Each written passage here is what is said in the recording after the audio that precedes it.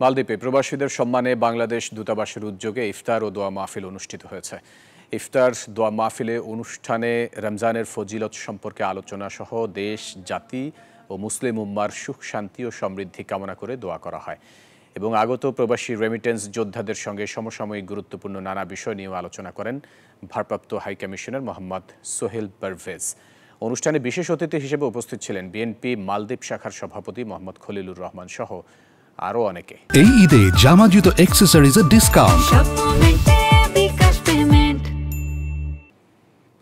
আমরা মালদ্বীপে যারা প্রবাসে বসবাস করছি, অবশ্যই আমরা মালদ্বীপে যে লোকাল আইন কানুনগুলি আছে সেগুলো মেনে সুন্দরভাবে এখানে আমাদের যে কার্যক্রম সেটি আমরা করব এবং এখানে সম্মানের সহিত আমরা সকলে বসবাস করব। আমি পবিত্র মাহে রমজানে আবারও যারা আমাদের এখানে সমবেত হয়েছেন সবার প্রতি কৃতজ্ঞতা।